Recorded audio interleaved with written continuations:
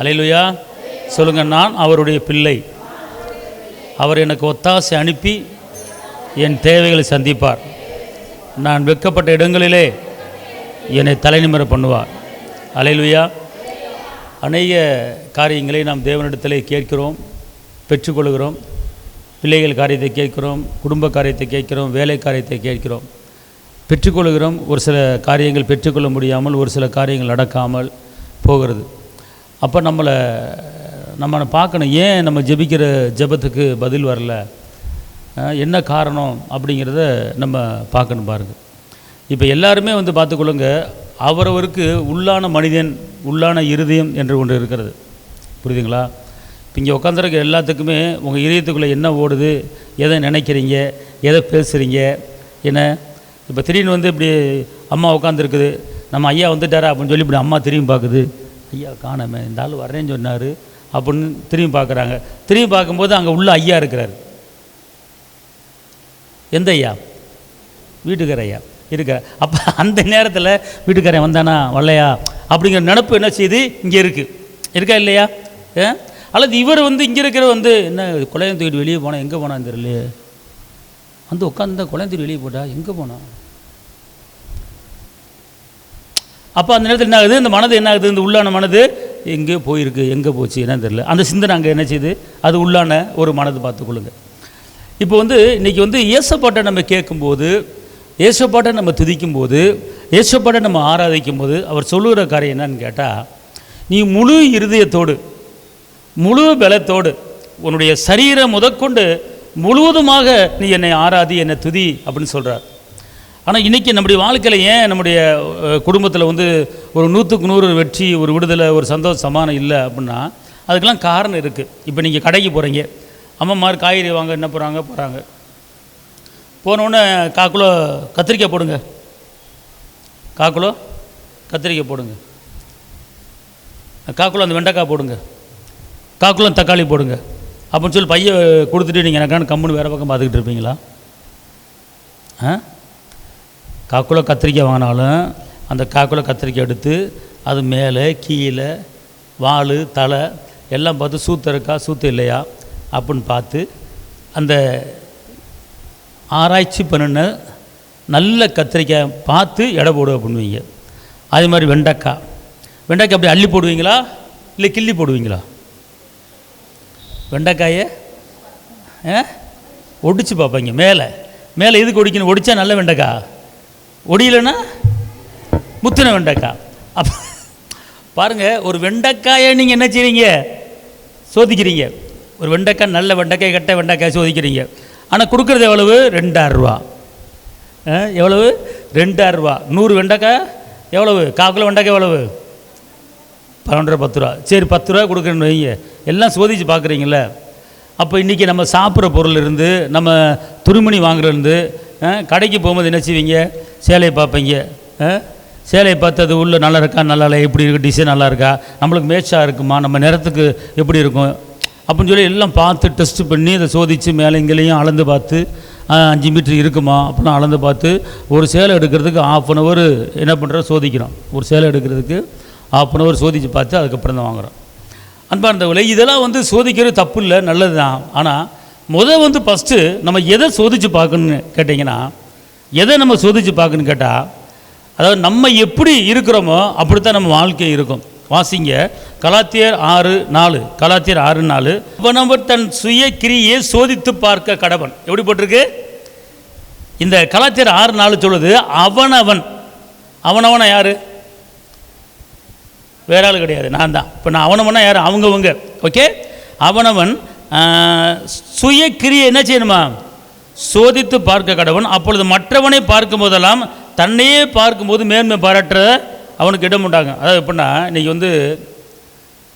இப்போ நான் வீட்டில் பொண்டாட்டி கூட சண்டை போட்டுட்டு 2 நாள் பேசாமல் 2 நாள் சாப்பிடாம அப்படி இப்படி இப்படின்னு சண்டை போட்டுட்டு என்ன போய் இன்னொரு வீட்டில் போய், அம்மா கணவன் மனைவி ஒற்றுமையாக இருக்கணுமா, சண்டை போடக்கூடாது, சமாதானமாக இருக்கணும், அவர் அடித்தார் 2 அடியை வாங்கிட்டு கம்முன்னு இருக்கணும், தாழ்ந்து போகணும், அதான் பொண்டாட்டிக்கு அழகு, சரியா, விட்டு கொடுத்து போடுமா, சமாதானமாக இருக்கணுமா அப்படின்னு போய் நான் போதிச்சுன்னு வச்சுக்கொள்ளுங்க. நல்லாவா இருக்கும்? அது எடுபடாது. நான் என்ன வந்து நான் சரி பண்ணிவிட்டு அதுக்கப்புறம் போய் வெளியே நான் என்ன செய்யணும், போய் செய்யணும். என்ன சரி பண்ணாமல் நான் வெளியே போய் ஒன்றும் செய்ய முடியாது. இன்றைக்கி வந்து நம்ம என்ன பண்ணுறோம், ஜெபிக்கிறோம், துதிக்கிறோம், ஆராதிக்கிறோம். நம்மளை வந்து நம்ம உள்ளான மனதை வந்து நம்ம என்ன சொல்கிறார், சோதித்து தன்னையே சோதித்து பார்க்க சொல்கிறார். என்ன சொல்கிறாரு, சோதித்து பார்க்க சொல்கிறார். அப்போனா உங்களுடைய உள்ளான மனது எப்படி இருக்கிறது? இப்போ உங்கள் மனது தாய்க்கும் தெரியாது, தகப்பனுக்கும் தெரியாது, யாருக்குமே தெரியாது. உங்கள் மனதில் என்ன ஓடிக்கிட்டு இருக்குது, உங்கள் மனதில் என்ன நினச்சிக்கிட்டு இருக்கீங்க, உங்கள் மனதில் என்ன சிந்திச்சுக்கிட்டு இருக்கீங்க அப்படிங்கிறது உங்களுக்கு மட்டும்தான் தெரியும். ஆனால் அது நல்ல காரியமா, அது கெட்ட காரியமா, அல்லது தேவனுக்கு வந்த காரியமா, அல்லது பிசாசுக்கு வந்த காரியமா, அல்லது பரலோகத்துக்கு வந்த காரியமா, அல்லது நரகத்துக்கு ஒரு காரியமா, எதை சிந்திக்கிறோம், எதை யோசிக்கிறோம், எதை பேசுகிறோம், எதை செயல்பாட்டுகளை கொண்டு வருவோம் என்பது நம்முடைய உள்ளான மனதுக்கு தான் தெரியும். அப்போ கர்த்தர் என்ன சொல்கிறார், உன் மனது எப்படி இருக்கிறது அதை முதல் சோதிச்சுப்பார். உலகத்தில் இருக்கிற வெண்டைக்காய், மாங்காய் எல்லாத்தையும் சோதித்து பார்க்குறோம்ல, அப்போ அதே போல் நம்முடைய மனதை என்ன செய்யணும், சோதித்து பார்க்கணும் சொல்லப்பட்ட. அவனவன் தன் சொந்த சுய கிரியை சோதித்து பார்க்கடவன், அப்பொழுது மற்றவனை பார்க்கும் போதெல்லாம் தன்னையே பார்ப்பது மேன்மை பாராட்டவனுக்கு என்ன செய்யும், இடம் உண்டாகும்னு சொல்லப்பட்டிருக்கிறது. அப்படின்னா என்னன்னு கேட்டிங்கன்னா, இன்றைக்கி வந்து நம்முடைய மனதை வந்து என்ன செய்யணுமா, இப்போ பாத்திரத்தை டெய்லி விளக்குவீங்களா, வாரத்துக்கு ஒரு நாள் விளக்குவீங்களா? டெய்லி விளக்குவீங்களா? வாரத்துக்கு ஒரு சிப்பெல்லாம் கிடையாதுல்ல. 3 நேரம் கழுவுற ஆள்லாம் இருக்குது பாத்திரத்தை. பாத்திரத்தை 3 நாள் 3 நேரம் கழுவுறாங்களாம் பாருங்கள். ஒரு நேரமாவது என்ன செஞ்சிருவீங்க, கழுவிடுவீங்க பாத்திரத்தை. ஓகே, ஒரு வாட்டி சேலையை கட்டினா ஒரு ட்ரெஸ்ஸை போட்டோம்னா அடுத்த வாட்டி துவைச்சிருமா துவைக்க மாட்டோமா? அல்லேலூயா.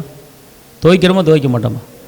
அப்படி மடித்து வச்சு அடுத்த நாள் போடுவோமா? இல்லை, வேறு நாற்று எடுக்கும், டிஸ்டர்பன்ஸாக இருக்கும்.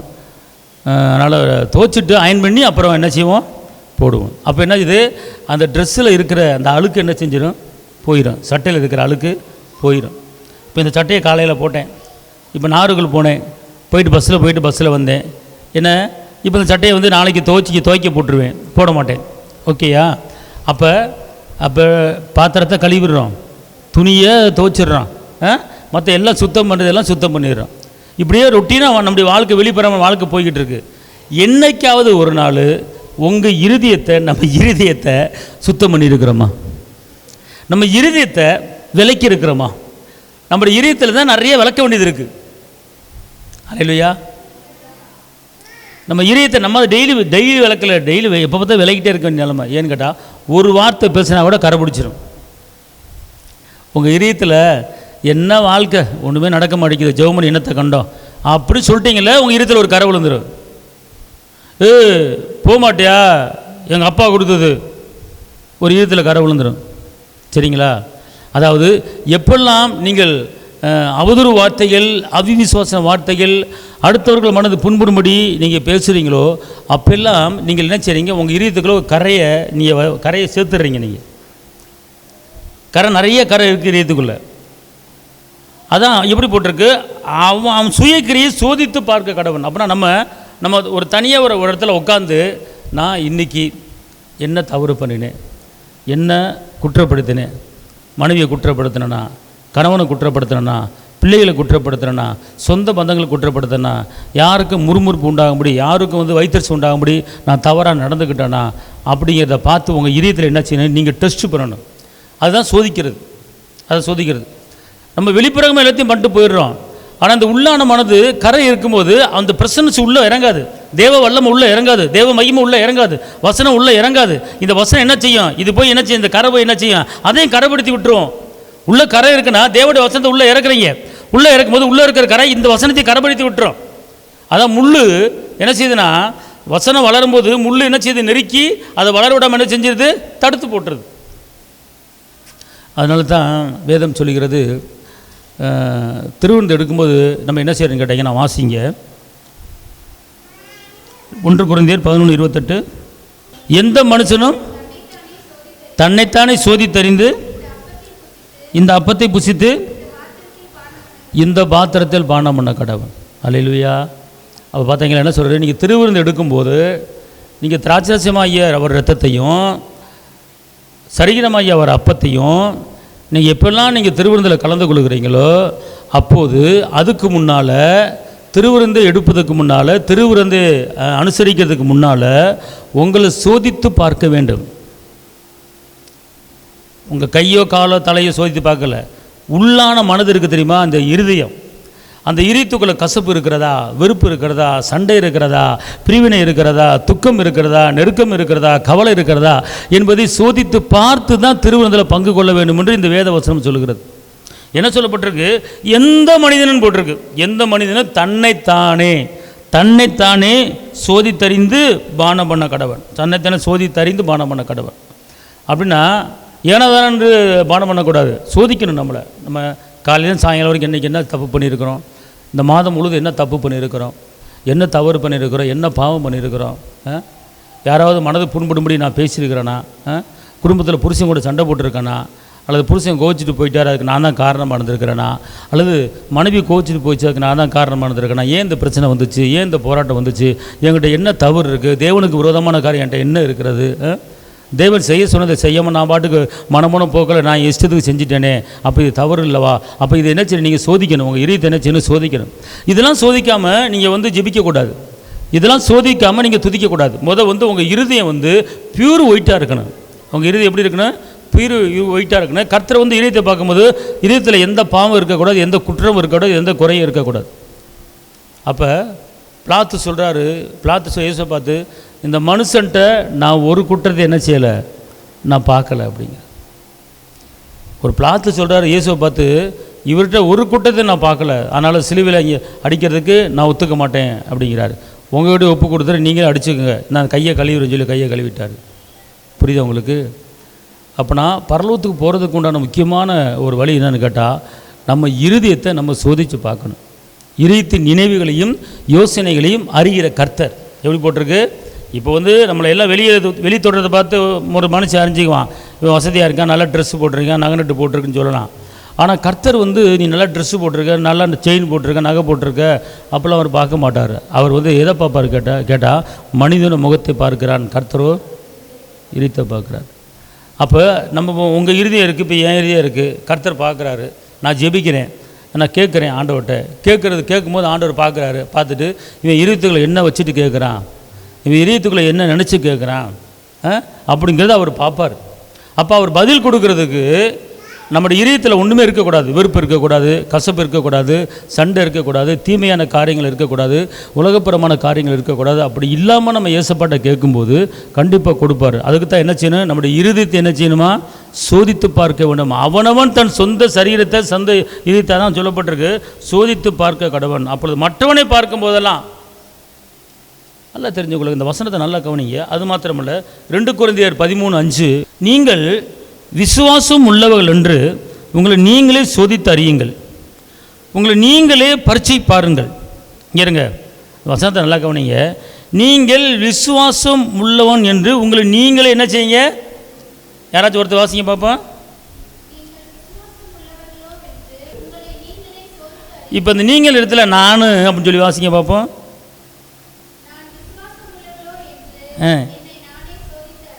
அல்லேலூயா. எப்படி எல்லாம் சேர்ந்து வாசிங்க பாப்பா, நல்லா இருக்குல்ல?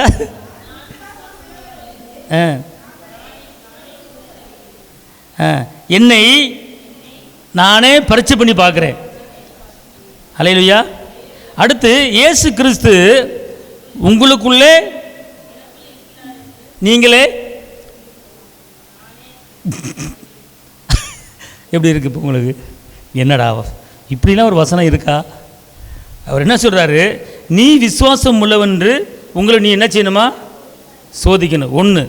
2, உங்களை நீங்களாவே என்ன செய்யணுமா, பரீட்சை பண்ணி பார்க்கணும். டெஸ்ட்டு, நான் நல்லவனா, நான் கெட்டவனா, தப்பு பண்ணவனா, தப்பு பண்ணாதவனா, பாவம் பண்ணுறவனா, பாவம் பண்ணாதவனா, நான் யோக்கியம் இல்லாதவனா, நான் செய்கிற காரியம் தேவனுக்கு வந்த காரியமா, பொய் பேசுகிறேன்னா, பித்தலாட்டம் பண்ணுறேன்னா, பிராடத்தனம் பண்ணுறேன்னா, என்கிட்ட உண்மை இருக்கா, உண்மை இல்லையா, அடுத்த ஒரு வாழ்க்கையை கெடுத்துருக்கேனா, பணத்தை வாங்கி இல்லைன்னு சொல்லியிருக்கிறேனா, முடியாது என்ன வேணும் ஜெயிச்சு, இப்படிலாம் நம்மளை என்ன செய்யணும், உள்ளே ஆராய்ந்து பார்க்கணும். உள்ளே என்ன செய்யணும், ஆராய்ந்து பார்க்கணும். இப்போ ஒரு கல்யாணம் முடிக்கும் போது ஒரு கணவன் ஒரு மனைவியை கல்யாணம் முடிக்கிறான். கல்யாணம் முடிக்கும் போது கணவன் குடும்பம் எப்படின்னு தெரியாது, மனைவி குடும்பம் எப்படின்னு தெரியாது, நம்பி தான் திருமணம் முடிக்கிறாங்க. அப்போ திருமணம் முடிக்கும்போது இன்பத்திலும் துன்பத்திலும் ஒன்றா இருப்பேன்னு சொல்லி வாக்கு பண்ணி ப்ராமிஸ் பண்ணி தான் கூட்டிகிட்டு வர்றாங்க. கூட்டி வந்த பிற்பாடு ஒரு 2 மாதம் 3 மாதம் கழித்து நான் அப்படி கல்யாணம் முடிச்சிருந்தா என் வாழ்க்கை நேரம் எப்படியோ போயிருந்திருக்கும், இதை நீ வந்து மாட்டிக்கிட்ட. என்னை வந்து அவங்க கேட்டு வந்தாங்க, எங்கள் அக்கா தான் வேணான்னு சொல்லிருச்சு, எங்கள் அக்கா தான் வேணான்னு சொல்லிருச்சு, நீ வந்து மாட்டிக்கிட்ட. ஏன்னா அந்த இப்படி இந்த கஷ்டப்படுறது காரணம் என்ன, நீ தான், இல்லாட்டி அப்படி இருந்திருப்பேன் இப்படி இருந்திருப்பேன் அப்படிலாம் என்ன செய்வாங்க சொல்லுவாங்க. இப்படி சொல்லும்போது அந்த மனைவி மனது என்ன செய்யும், இப்படி சொல்லிட்டானே இவனை நம்பி நான் வந்திருக்கிறேன், இவன் மனதில் வர இப்படி ஒரு எண்ணம் இருக்கு, இவனை நம்பி நான் வந்திருக்கிறேன், எல்லாத்தையும் விட்டுட்டு வந்திருக்கிறேன், ஆனால் இவன் இப்படி பேசுகிறானே, அப்போ இவன் மனதுக்குள்ளே எவ்வளோ பெரிய ஒரு எண்ணங்கள் இருக்கிறது. அப்போ அந்த மனைவி என்ன செய்யும், வேதனைப்படும். அப்போ அந்த நேரத்தில் உங்கள் மனது என்ன என்ன என்ன பட்டுருச்சு, கரை விழுந்துருச்சு, தப்பு விழுந்துருச்சு. அப்போ அதை என்ன செய்யணும், அப்படி பேசியிருந்தீங்கன்னா அந்த கரையை அந்த தப்பை என்ன செய்யணும், கழுவணும் இயேசுவின் இரத்தத்தால். எப்படி கழுவணும் அப்படின்னு கேட்டால், தகப்பனை இப்படிப்பட்ட எண்ணங்கள் இவரோட சிந்தைகள் என் இதயத்தில் இருக்குமானால் இயேசுவின் இரத்தத்தால் கழுவி நான் சுத்திகரிக்கிறேன். எல்லாம் சொல்லுங்கள், தகப்பனே என்னுடைய இதயத்தில் தவறான எண்ணங்களும் தவறான நினைவுகளும் இருக்குமானால் ஏசப்பா உங்கள் இரத்தத்தால் என்னை சுத்திகரித்து என்னை பரிசுத்தப்படுத்துங்க அப்படி நீங்கள் சொல்லிட்டீங்கன்னா, அப்படின்னு இயேசுவின் இரத்தத்தை வச்சு நீங்கள் கழுவிட்டீங்கன்னா அந்த கரை உங்கள் இதயத்துக்குள்ள இருக்கிற கரை என்ன செஞ்சிடும், விலகிடும். இதுதான் நீங்கள் கழுவுறது. எப்போ நீங்கள் வந்து இந்த மாதிரி தவறு பேசிட்டேன் என்னை மன்னிச்சிருங்க இரத்தத்தால் கழுவுங்க அப்படி எப்போ நீங்கள் வாயை திறந்து பேசுகிறீங்களோ, அல்லது நீங்கள் வந்து உங்கள் மனைவியை கூட நீங்கள் என்ன செஞ்சுருக்கலாம், தப்பாக பேசியிருக்கலாம், தப்பாக பேசி ஒரு அப்படி விட்டுருக்கலாம். ஆனால் நீங்கள் அந்த காரியத்தை குறித்து பர்டிகுலராக அந்த காரியத்தை குறித்து உடனே இப்படி நான் பேசிட்டேன், கோச்சுக்காத, சாரி ப்ளீஸ், தெரியாமல் வாயில் வந்துருச்சு, மன்னிச்சுக்குமா அப்படின்னு சொல்லி கேட்டுட்டிங்கன்னா அந்த அந்த பாவம் அந்த சாபம் அந்த கரை அது அப்போதே என்ன செஞ்சிடும், அழிக்க. ஏன்னா ஏசப்ப சொல்கிறாரு, தன் பாவங்களை அறிக்கிட்டு விட்டு விடுகிறவன் இரக்கம் பெறுவான், மறைக்கிறவன் வாழ்வு அடைய மாட்டான் என்று சொல்லப்பட்டிருக்கு. அப்போ என்ன செய்யணும், அந்த பாவத்தை என்ன செய்யணும், கழுவணும். பார்த்துக்கொள்ளுங்க. அதாவதுங்க, மனிதர் பேசும் வீணான வார்த்தைகளுக்கு கணக்கு ஒப்புவிக்க வேண்டும் என்று வேதம் சொல்கிறது. அதாவது செஞ்ச பாவத்துக்கு கணக்கு ஒப்புவிக்கணும் நியாயத்தீர்ப்பில், அது ஒரு பக்கம் இருந்தாலும் இன்னொரு பக்கம் சொல்கிறாரு, நீ இந்த பூமியில் வாழும்போது என்னென்ன காரியத்தை நீ பேசினையோ அந்தந்த பேசின வார்த்தைகள்லாம் ஜட்ஜ்மெண்ட் இருக்குங்கிறார் நியாயத்தீர்ப்பில். தெரியுமா உங்களுக்கு? மத்தியில் போட்டிருக்கிறது, மனுஷர் பேசி வீணான வார்த்தைகளுக்கு கணக்கு ஒப்புவிக்கணும். ஏன் பேசின, எதுக்கு பேசின, அங்கே இருக்கு கடைசி காலத்தில் நீ அங்கே போகிறதுக்கு முன்னே அதுக்குள்ளே அந்த வார்த்தையை தப்பாக பேசிட்டேன் என்னை மன்னிச்சுங்கன்னு சொல்லி மன்னிப்பு கேட்டீங்கன்னா அது அழிக்கப்பட்டுரும், ஜீவ புஸ்தகத்தில் எழுதப்படாது. அதுக்கு தான் வார்த்தை வந்து கொல்லும், வார்த்தை வந்து வெல்லும். பார்த்துக்கொள்ளுங்க. ஒரு ஜட்ஜ்மெண்ட்டு தீர்ப்பு கொடுக்குறான்னா இவனுக்கு 6 மாதம் தண்டனை கொடுக்குறேன்னு சொல்லி வாயை திறந்தான் சொல்கிறாரு, உடனே தீர்ப்பு எழுதப்படுகிறது. புரிஞ்சு போச்சா? இவனுக்கு செய்த தவறை மன்னித்து இவனுக்கு நான் விடுதலை கொடுக்குறேன் அப்படின்னா அந்த வார்த்தை தான் விடுதலை கொடுக்குது. அதே போல் தான் இன்றைக்கி நம்ம பேசுகிற ஒவ்வொரு வார்த்தையும் அது எங்கேருந்து வருது அப்படின்னு கேட்டால் இதயத்தின் நினைவிலிருந்து வருது, இதயத்தின் நினைவிலிருந்து வருது. அதாவது அதனால தான் ஏசியாவில் ஒரு வசனம் இருக்கிறது, ஏசியா 59 என் இதயத்தில் கள்ள வார்த்தைகளை கற்பந்தரித்தேன்னு சொல்லி இருக்கு வசனம் இருக்குது. எடுங்க பார்ப்போம். கள்ள வார்த்தைகளை கற்பந்தரித்து என் வாயில் பேசினேன். ஏசியா 59:13 கர்த்தருக்கு விரோதமாய் துரோகம் பண்ணி பொய் பேசி எங்கள் தேவனை விட்டு பின்வாங்கினோம், கொடுமையாகவும் இங்கே கவனிக்கணும், கொடுமையாகவும் கலகமாகவும் பேச்சில் இங்கே இருங்க. குடும்பத்தில் கணவன் மனைவி பேசுகிற பேச்சில் கொடுமையான பேச்சுக்களும் இருக்குது, கலகமான பேச்சு இருக்குது, அன்பான பேச்சு இருக்குது, இரக்கத்தின் பேச்சு இருக்குது, தாழ்மையின் பேச்சு இருக்குது, சமாதான பேச்சு இருக்குது. ஆனால் இங்கு என்ன சொல்லப்பட்டிருக்கிறது, கொடுமையாகவும் கலகமாகவும் பேசினோம். அப்புறம் கள்ளத்தனமான வார்த்தைகள், பிராடுத்தனமான கள்ளத்தனமான வார்த்தைகளை கற்பம் தரித்து இருதயத்தில் பார்த்தீங்களா? இப்போ இருதயம் எப்படி கரைப்பட தெரியுமா? கள்ள வார்த்தையை எப்பெல்லாம் பேசுகிறீங்களோ அப்போ இருதயத்தில் வந்து உட்காந்துருது. அந்த இருதயத்தில் உட்காந்துரு சும்மா இருக்குன்னு நினைக்கிறீங்களா? சந்தர்ப்ப சூழ்நிலையில் டக்குனு அது வாயில் வந்துடும். இதயத்தின் நினைவு கண்டிப்பான முறையில் வாயில் வரும். எப்போ உங்கள் இதயத்துக்குள்ள கள்ள வார்த்தைகள், தப்பான வார்த்தைகள், அருவப்பான வார்த்தைகள், கசப்பான வார்த்தைகள், சண்டைக்குரிய வார்த்தைகள், தீமையான வார்த்தைகள் எப்போ இங்கே உள்ள தங்க வைக்கிறீங்களோ அந்த தங்கின வார்த்தை என்னைக்கெல்லாம் ஒரு நாள் டக்குன்னு வாயில் புறப்பட்டு வரும். அதுதான் நீங்கள் பிறக்க வைக்கிறது. அதான் இந்த வசனம் சொல்லுறது, கள்ள வார்த்தைகளை கற்பம் தரித்து இதயத்தில் என்ன செய்றீங்க? பிறப்பிக்க பண்ணுறோம். அப்புறம் இப்படி பிறப்பிக்க பண்ணுவதனால எனக்கு கள்ள வார்த்தைகளை இதயத்தில் வச்சு எப்போல்லாம் நீங்கள் பேசுகிறீங்களோ அப்போ பிறக்க வைக்கிறீங்க. அதாவது கற்பம் தரித்து அப்படின்னா 10 மாதம் குழந்தை எப்படி வயிற்றில் இருக்குது, அதே போல் நான் கெட்ட வார்த்தை, கள்ள வார்த்தை, அவிச வார்த்தை எல்லாத்தையும் இங்கே சேர்த்து வச்சுட்டு ஒவ்வொன்றா பிறக்க வைக்கிறது. அப்படி பிறக்க வைக்கிறதுனால நடக்கிற காரியம். அடுத்த வசனம் வாசிப்பா. நாம் என்ன நியாயம் பண்ணாலும் நியாயம் என்ன செய்யுது? பின்னிட்டு அகலுகிறது. அப்புறம் நீதி என்னதான் நீங்கள் நீதி பண்ணாலும் தூரமாக போயிடும். சத்தியம் வீதியில் இடறி யதார்த்தம் வந்து சேர. சத்தியம் என்ன செஞ்சிருமா? நீங்கள் கற்றுக்கொண்ட சத்தியம், கேட்டுக்கொண்ட சத்தியம், இதயத்தில் அறிக்கை பண்ணின தேவனுடைய வாக்குத்தத்தமான வசனங்கள், அது இங்கே இருக்கிறது எங்கே போகும் தெரியுமா? எங்கே போகும்? எப்படி போட்டிருக்கு பைபிளில்? உங்கள் இதயத்தில் கேட்டுக்கொண்ட சத்திய வார்த்தை எங்கே போகுது? வீதி தெருவுக்கு போகுது அப்படிங்கிறார். புரியுதுங்களா? அப்போ இப்படி தெருவுக்கு போச்சுன்னா நம்ம வாழ்க்கை நல்லா இருக்காது, ரொம்ப பேக்கில் போயிடும். அதுக்கு தான் என்ன செய்யணும்னு கேட்டிங்கன்னா, நம்ம இறுதி எப்படி இருக்குது? அனுதினமும் காலையில் வேலைக்கு போகிறோம், சாயங்காலம் வரோம், நம்ம இதயத்தை உடனே பார்க்கணும். இன்றைக்கி என்ன தப்பு பண்ணியிருக்கோம், உடனே கழுவிடணும். ஏசப்பா உங்கள் ரத்தத்தால் இந்த தவறாக பேசிவிட்டேன், கெட்ட வார்த்தை பேசிவிட்டேன், கோச்சிக்கிட்டேன், என்னை மன்னிச்சிருங்க ஏசப்பா, ரத்தத்தால் இதயத்தை கழுவுங்க ஏசப்பா அப்படின்னு சொல்லி இங்கே கழுவணும். அதான் நான் விசுவாசம் இருக்கணும். அதான் இந்த வசனம் சொல்லுது பாருங்கள். நீங்கள் விசுவாசம் உள்ளவர் என்று உங்களை நீங்களே என்ன செய்யுங்க? சோதித்து பார்க்கணும். இப்போ நீங்கள் விசுவாசமாக இருக்கீங்களா இல்லையா அப்படின்னு நீங்கள் சோதித்து பார்க்கணும். அழகாக சோதிக்கலாம். ஹலோ, நீங்கள் விசுவாசம் உள்ளவர்களாக இருக்கிறீங்களா, விசுவாசம் இல்லாமல் இருக்கிறீங்களா, உங்களை நீங்களே சோதித்து பார்க்கலாம். அல்லது உங்கள் வீட்டில் வந்து இன்னொரு ஆளை சோதித்து பார்க்கலாம். அல்லேலூயா, அல்லேலூயா. ஒரு எடுத்துக்காட்டுக்கு ஒரு பொம்பளை பிள்ளை இருக்குது, அம்மா இருக்குது. அம்மா என்ன செய்யுது? நீலாம் போகிற இடத்துலனா நீ உருப்பட மாட்ட, விளங்க மாட்ட, கஷ்டம் தான் பட போகிற அப்படின்னு அம்மா சொல்லுது. உடனே அதுக்கு பேர் என்னது? உடனே பிள்ளை சொல்லுது, என்னத்தை நகை சேர்த்து வச்சிருக்க, ஒன்றுமே நகை இல்லை, எப்படி கட்டி கொடுப்ப அப்படின்னு பிள்ளை சொல்லுது. அப்போ 2 பேர் பேசுகிறதுமே ஒரு அவிவிசுவாச வார்த்தை. விசுவாசமான வார்த்தைகளை நீங்கள் பேசுகிறீங்களா என்று உங்கள் உள்ளத்தில் சோதித்து பார்க்கணும். அப்படின்னா விசுவாசம் என்றால் இல்லாததை இருக்கிறத பார்க்குறது பேர் தான் விசுவாசம். காண்பவை அனித்தியமானவை, காணாதவை நித்தியமானவை. அப்படின்னா நான் நல்லா இருப்பேன், நான் வாழ்ந்திருப்பேன், நான் உயர்ந்திருப்பேன், கொழுத்த கண்டுபிள்ள வளருவேன், நீ என்ன 10 பவுன் வச்சுருக்க, நான் 100 பவுன் வச்சுருவேன் பாரு அப்படின்னு பேசுனீங்கன்னா அதுக்கு பேர் என்னது? விசுவாசம். நீங்கள் பேசுனது அப்படி நடக்கும். ஏன்னா வேதம் சொல்லுகிறது, நீ விசுவாசிதை நான் விசுவாசித்தேன், நான் என்ன செஞ்சேன், ஆகையால் பேசினேன். அப்போ இங்கே விசுவாசம் என்ன தெரியுமா? அதாவது ஒன்றும் இல்லாமல் இருக்கிற இடத்துல இருக்குன்னு பார்க்குறது பேர் விசுவாசம். அல்லேலூயா, அல்லேலூயா. இப்போ நான் வந்து இந்த சர்ச்சை வந்து ஏசி மாதிரி பார்த்தேன், நடந்துருச்சு. பால் சீலிங் போடுற மாதிரி பார்த்தேன், நடந்துருச்சு. 90க்கு 40 கட்டன்னு நினச்சேன், நடந்துருச்சு.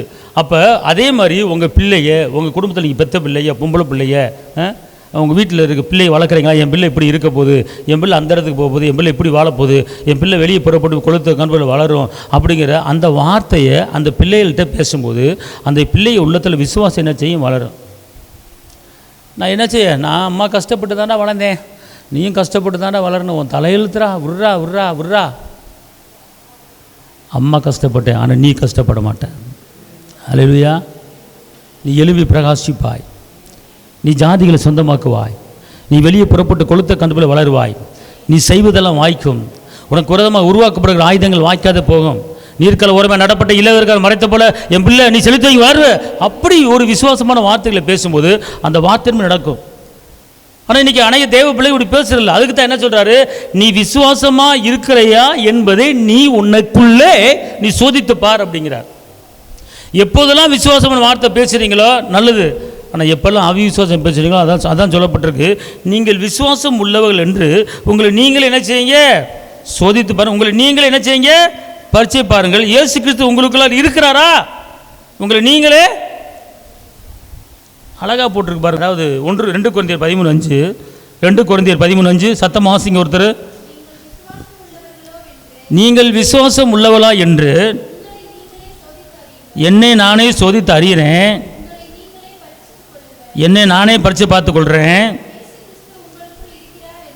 இயேசு கிறிஸ்து எனக்குள்ளே இருக்கிறார் என்று நீங்களே அறியீர்களா? அல்லேலூயா. இப்போ இயேசு கிறிஸ்து நம்முடைய சரீரம் தேவனுடைய ஆலயமாக இருக்கிறது. அந்த இயேசு கிறிஸ்து நமக்குள்ள இருக்கிறார். அதை நம்ம அறியணும். இங்கேருங்க,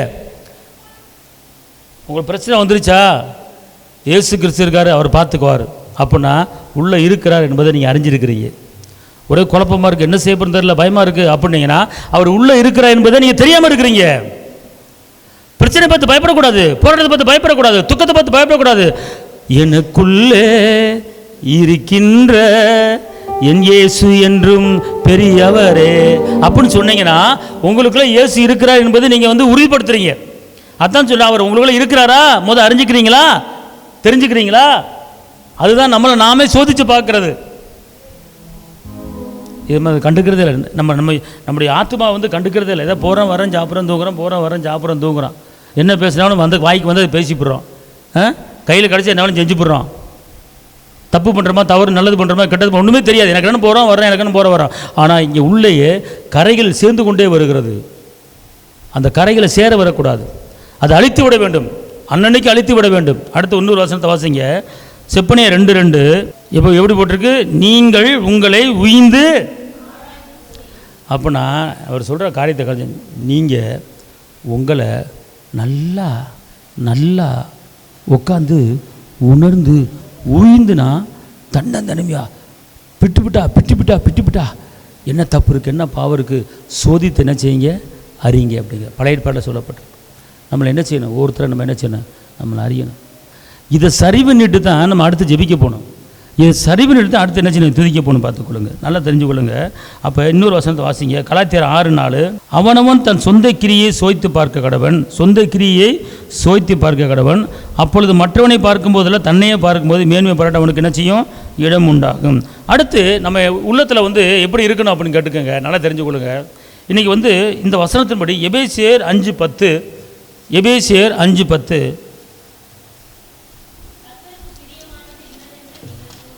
கர்த்தருக்கு பிரியமானது இன்னதென்று. அல்லேலூயா.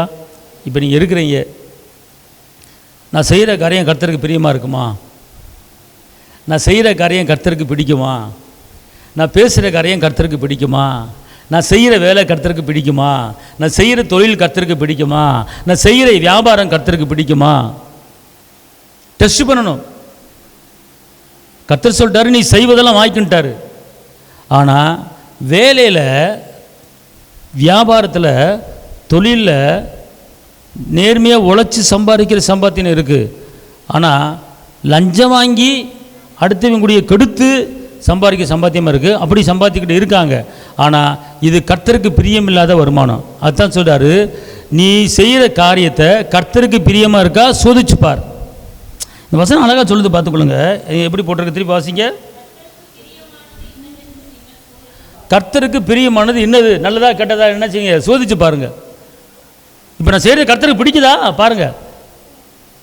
இப்போ வீட்டுக்கு வேலைக்கு போகிறீங்க, மனைவிக்கு ஃபோன் போடுறீங்க, ஏம்மா எதுவும் வாங்கிட்டு வருவாம்மா, உனக்கு எதுவும் வேணுமாம்மா, காலையே பசிக்குன்னு சொன்னியே, இன்றைக்கி முட்டை பரோட்டா வேணும்னு சொன்னேன், வாங்கிட்டு வருவாடா அப்படின்னு பிடிச்சங்க எனக்கு கேட்டானே, சரிங்க வாங்கிட்டு வாங்க அப்படின்னா அது கர்த்தருக்கு பிரியமானது. தன்னை நேசிப்பது போல் பிறரை நேசி. அப்போ என்ன சொன்னல காலையில் என்ன வாங்கிட்டு சொன்னேன், முட்டை போட்ட வேணுமா, சீக்கிரம் சொல்லி தொலை அப்படின்னானா அது கேட்குறதுலே ஒன்று வேணாம் வந்து தொலை அப்படின்ட்டுவான். அப்போ இது வார்த்தையில், பேச்சில் கர்த்தருக்கு பிரியமான வார்த்தை இருக்குது, பிரியமில்லாத வார்த்தை இருக்குது. அன்பு சகல பாவத்தை என்ன செய்யும், மூடு. ஓகே. அப்போ வார்த்தை இவனை கட்டிட்டு பெரிய தொல்லையாக இருக்குது அப்படின்னு மனைவி வீட்டுக்குள்ளே முடங்குவாங்க அவன் பேச்சை வச்சு. அப்போ அங்கே அன்பு வளராது, கசப்பு தான் வளரும். அப்போ இதெல்லாம் கர்த்தருக்கு பிரியமான பேச்சா, கர்த்தருக்கு பிடிக்கிற பேச்சா அப்படிங்கிறத பார்க்கணும், பார்த்துக்கொள்ளுங்க. அதான் சொல்லப்பட்டிருக்கு, கர்த்தருக்கு பிரியமானது இன்னதென்று நீங்கள் சோதித்து பாருங்கள்.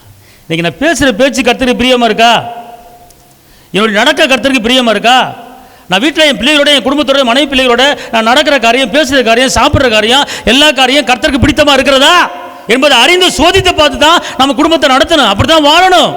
கர்த்தருக்கு பிரியமில்லாத காரியத்தை செய்யக்கூடாது. கர்த்தரை பிரியப்படுத்திட்டு அவர்கிட்ட கேட்கும்போது அவர் தருவார். கர்த்தரை பிரியப்படுத்தாமல் கேட்கும்போது தரமாட்டார். அவர் பிரியப்படுத்தணும். கற்பனை பிரதான கற்பனை அன்பு. பார்த்துக்கொள்ளுங்க, நம்ம அன்பாக நடக்கணும். அதான் கர்த்தரை பிரியப்படுத்துது. அது மாத்திரமல்ல, 1 தெசலோனிக்கேயர் 5:21 எல்லாவற்றையும் சோதிங்க, நலமானது மட்டும் என்ன செய்யுங்க, பிடிங்க. இப்போ வந்துங்க ஒரு ஸ்கூலுக்கு பிள்ளைய போதுங்க, காலேஜில் படிக்க போதுங்க. காலேஜில் படிக்கும்போது உங்களோட எத்தனை பேர் படிக்கிறாங்க? அவங்களோட 8 பேர். 8 பேருக்கு ஒரு டீச்சரா? 8 பேரா? நாங்கள் படிக்கும்போது சப்ஜெக்ட் வேறையோ, ரைட்டு, ஓகே. ஏர்போர்ட்டில் வேலை பார்க்குறதுக்கு அந்த படிக்கிறான், சரி, ரைட்டு, ஓகே. 8 பேரும் துதிப்பேன் துதிப்பேன் துதி அப்படியே பாட்டு இருப்பாங்க. 8 பேரும் ஒவ்வொரு கோணத்தில் ஒருத்தன் தெரிப்பான். ஒவ்வொரு கோணத்தில் ஒருத்தன் ஒரு மாதிரி பேசுவான்ல, ஏ மக்கா அப்படின்வான், ஒருத்தன் இன்னும் அப்படின்வான். இப்படி 8 பேர் 8 விதத்தில் பேசுவாங்க. ஒரே மாதிரி பேசுவானே வேணாச்சும், ஒரே மாதிரி கீழ்படி வேணா, உன் அழகு எவனாச்சும் இருப்பானா? இருக்க மாட்டான். அப்போ 8 பேர் 8 கோணத்தில் இருப்பாங்க. அப்படி இருக்கும்போது இப்போ 8 பேரும் பக்கத்தில் உட்காந்துருப்பீங்க, அப்படி தானே? அப்போ கர்த்தர் சொல்கிறாரு, 8 பேர்த்து கூட பழகு, 8 பேர்த்து கூட பேசு, ஆனால் வேணாம் சொல்லலை. ஆனால் இந்த 8 பேருடைய காரியத்தை நீ எடுத்துக்கொள்ளாத, நலமானதை மட்டும் எடுத்துக்கோ. ஒரு அலையில சொல்லுவீங்களா? அலையிலுயா. 10 லேடிஸ் கூடுறாங்க. கூடும்போது 10 லேடிஸ், இன்றைக்கி என் வீட்டுக்காரன் வந்தேன், அவனை போட்டு மண்டையை உடச்சி விட்டேன்ல. ஒரு அக்கா சொல்லுது, என் வீட்டுக்காரர் வந்து மண்டையை உடச்சான்ல, என் மாமி அங்கே வரும்போது பார்த்துட்டேன், கதவு பிடிங்கிட்டு பின்னாடி கூடி வந்துட்டேன்ல அப்படின்னு ஒரு அம்மா சொல்லு. என் மாமியாளுக்கு டீ தண்ணி கூட கொடுக்க மாட்டேன்ல, குடும்பக்காரி என் மாமி, அவள் வீட்டுக்குள்ள நுழைய விட மாட்டேன்ல, என் வீட்டுக்கார எங்கள் அம்மா வந்தாங்கன்னு கேட்பான், நான் பார்க்கவே இல்லை அப்படின்ட்டுருவேன், தெரியுமில்ல அப்படின்னு இன்னொரு அம்மா சொல்லு. இப்படி 10 பேர் இப்படி ஒவ்வொன்றா சொல்லும்போது நம்மளுக்கு அது பார்க்க, நம்மளும் மாமியாரை வச்சுருக்கோமே. அப்போ அந்த 10 பேர் ஒவ்வொன்றும் சொல்லுவாங்க. அப்போ அந்த 10ல் எது நல்லது இருக்குது அப்படின்னு கண்டுபிடிச்சி அந்த நல்லதை மட்டும் தான் இருக்கணுமே ஒழிய, அந்த 10 பேர் பேசுகிற அந்த காரியத்தையும் 10 பேர் சொன்ன அந்த தீமையான காரியத்தை நம்ம என்ன செய்யக்கூடாது, எடுக்கக்கூடாது. இந்த உலகம் பொல்லாங்கங்களை கிடக்கு. நல்ல பாம்பு இருக்குது, கட்டுப்படி பாம்பு இருக்குது, தண்ணி பாம்பு இருக்குது, சார பாம்பு இருக்குது, எல்லா பாம்பு இருக்க தான் செய்யும்.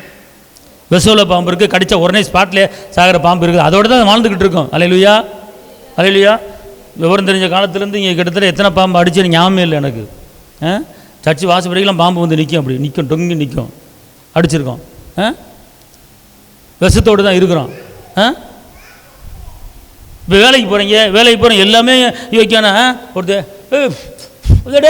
சட்டி அடி அப்படியா, ஒருத்தர் தருதல அதடு அப்படின்வான், இவன் இப்படின்னுவான். ஒருத்தர் போதையை போட்டு வந்து இல்லை அப்படின்வான். போகிற இடத்துல போய் சந்திக்க வேண்டிய ஆள் இருக்குமா இருக்காதா? வேலை பார்க்குற இடத்துல சந்திக்க வேண்டிய ஆள் இருக்குமா? அல்லேலூயா. இப்போ இந்த தம்பி கொத்தனார் வேலை பார்க்குறா, அப்படி இவரை மாதிரி எல்லாம் இருப்பான்னு சொல்ல முடியுமா? ஒருத்தர் சேலை வேட்டியை கட்டிட்டு ஆடு, சித்தாளு எங்கே போனேன், சித்தாளு கொத்தனார் எங்கே போனேன், மண் அள்ளி போடு, கலையை அள்ளி ஊற்று அப்படின்னு ஒருத்தன்.